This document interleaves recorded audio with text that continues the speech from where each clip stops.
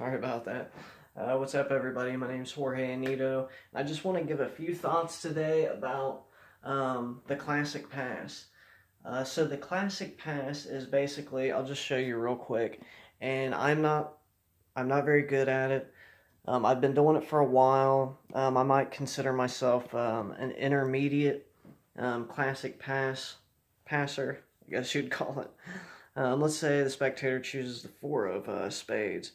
So what you do is take the four spades, which is in the middle of the deck somewhere, and you bring it to the top. Now you probably caught the flash, but what is basically done is, let's say they choose the eight of hearts, you maintain a break on top of their card, just like that. I'm sorry, the lighting really sucks. But what you do is, this is the exposed version. You actually, strip away the top packet and place it under the bottom packet, therefore bringing their card to the top.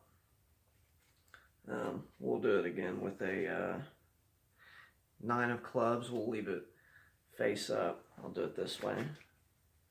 See, I'm not very good at it.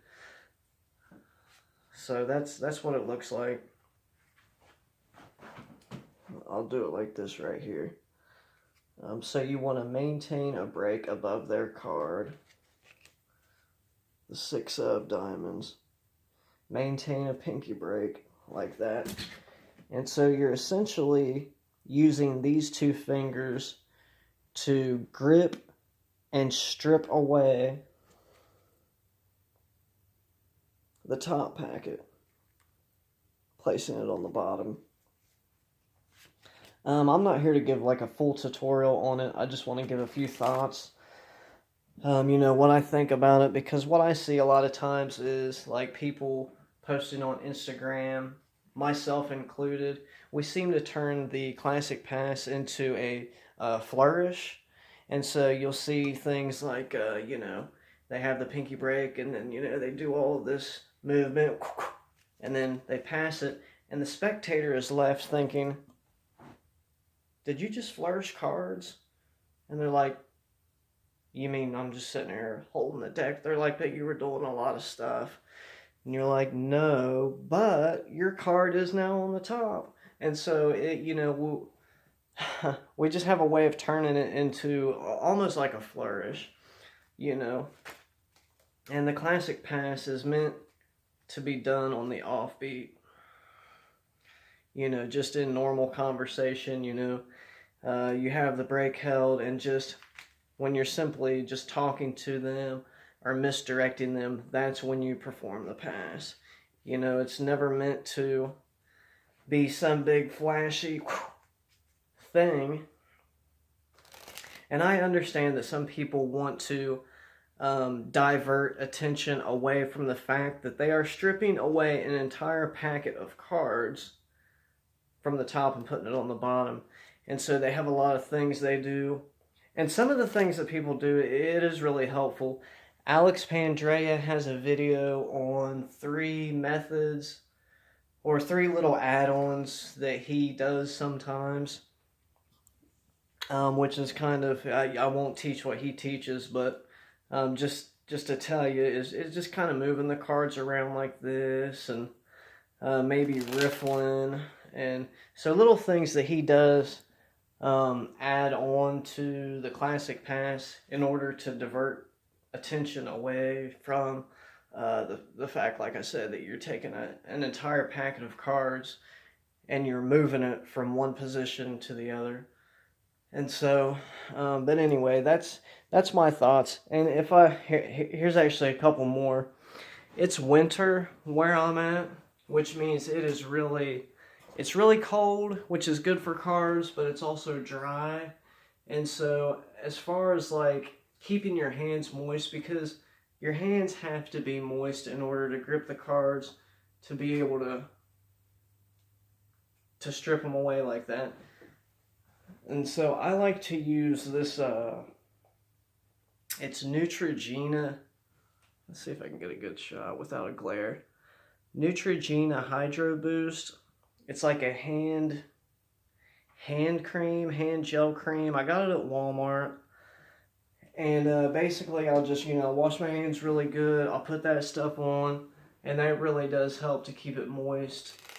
And but you don't want to handle cards right directly after applying, any kind of lotion, for that matter, on your hands, because it'll just grease up your cards. What I like to do is take an old deck of cards. Actually don't have one up here, but I'll take an old deck of cards, and after I feel like I got the lotion pretty well rubbed in and dry, I'll take an old pack and I'll handle it for a few minutes before I actually start handling, another deck. But some of the decks that I find most helpful for doing the classic pass, and I'll just show you real quick, is any borderless deck. So basically Bs, right, because they're borderless. You see, that's going to hide a little bit of the discrepancy of packets moving around. See what I'm saying? I know the lighting isn't very good, I'm sorry. But so any deck that's borderless is going to work really well. The Madison Dillers is borderless, and these are thin. And which was my next point. If you don't have a deck that's borderless, a thin deck of cards works good for me. Aristocrats, basically any cards, well, not any cards, but some of the cards from Dan and Dave, like the Drifters, the Wills, these are thin decks. They help out a lot for me because I have small hands. And so if I have like a pack of, Copag 310s, which is a bigger deck, it's going to be a little bit more difficult for me to perform the pass. So I generally gravitate toward thinner decks and borderless decks, if I can help it. If I know I'm in a situation where I'm going to be performing the pass. There's a double backer. So that's a few thoughts that I had on it.